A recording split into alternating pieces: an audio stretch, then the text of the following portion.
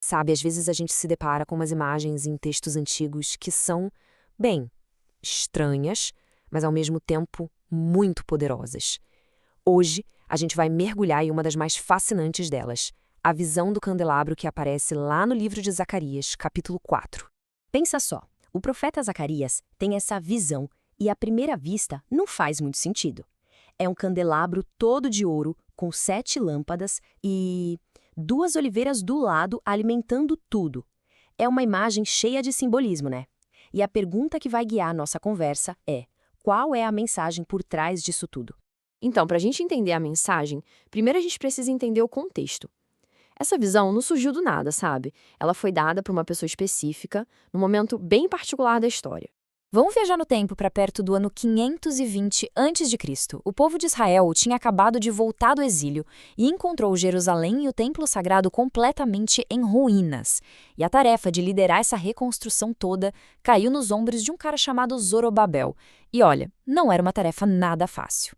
A situação de Zorobabel era para deixar qualquer um desanimado. Tinha pouco dinheiro, pouca gente para ajudar e um monte de inimigos em volta torcendo contra. Era literalmente como estar parado na frente de uma montanha gigante, sem saber como atravessar. E o mais interessante é que o próprio texto usa essa imagem. Fala de um grande monte. E esse monte é um símbolo de todos os obstáculos que pareciam impossíveis de superar. Problemas políticos, financeiros, de logística. A sensação era de total impotência, de paralisia mesmo. E aí fica a pergunta que não quer calar, né? Com tão pouca gente e quase nenhum recurso, como é que um projeto gigantesco desses e esse é terminado? A resposta, como a gente vai ver, não estava na força humana.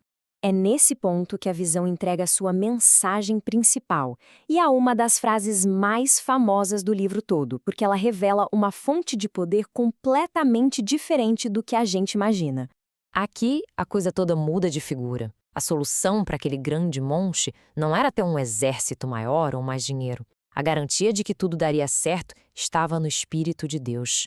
O poder para fazer a obra viria de uma fonte divina, ou seja, uma fonte ilimitada. E é agora que o símbolo do candelabro faz todo sentido. O azeite que mantém as lâmpadas acesas, ele representa o Espírito Santo. E na visão, esse azeite nunca para de fluir, sem precisar de nenhum esforço humano. A mensagem para Zorobabel era bem clara.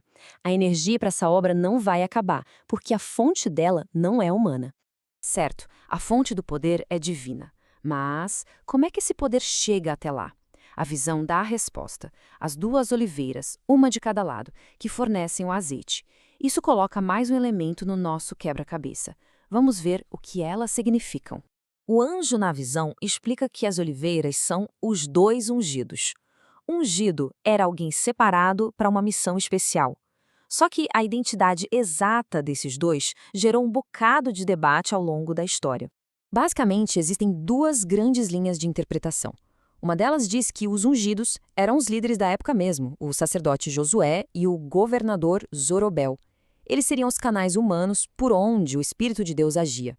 Uma outra visão, mais simbólica, diz que eles representam a palavra de Deus, o Antigo e o Novo Testamento, que iluminam a humanidade. De qualquer forma, a ideia é a mesma. São canais por onde a graça divina flui. E o mais incrível é que a força desses símbolos é tão grande que a história não acaba em Zacarias. Séculos depois, essas mesmas imagens dão as caras de novo lá no último livro da Bíblia, o Apocalipse. Muitos comentaristas acham essa conexão fascinante. As 7 lâmpadas, que em Zacarias também são chamadas de 7 olhos de Deus, aparecem em Apocalipse como os 7 Espíritos de Deus. E as 2 oliveiras são chamadas diretamente de as 2 testemunhas de Deus. É uma harmonia impressionante, né? Um símbolo antigo que ganha um significado ainda mais profundo com o tempo. Ok, então vamos juntar as peças do quebra-cabeça: a montanha, o candelabro, o azeite, as oliveiras. O que tudo isso ensina pra gente no final das contas? A visão nos aponta para um princípio essencial sobre onde a gente encontra a força de verdade. A visão não só encoraja Zorobabel, mas dá uma garantia. Ele não apenas ia continuar a obra, ele ia terminar. Ele mesmo colocaria a pedra de remate, a última pedra. Era uma promessa de que, mesmo com um começo tão humilde e tantos obstáculos, o plano de Deus não ia falhar. A conclusão estava garantida. E aqui está o ponto central. A história de Zorobabel acaba se tornando um princípio para qualquer pessoa em qualquer tempo. O sucesso que realmente dura, que realmente importa, não vem da nossa própria força, do nosso talento, do nosso poder. Ele vem de uma conexão com uma fonte espiritual, uma fonte inesgotável de energia e sabedoria. E assim, essa visão de Zacarias milhares de anos atrás continua fazendo uma pergunta muito atual. Quando os desafios da vida parecem uma montanha impossível e os nossos próprios recursos acabam, onde é que se encontra uma força que não seja nossa? A resposta, segundo essa visão antiga, está em olhar para além de nós mesmos.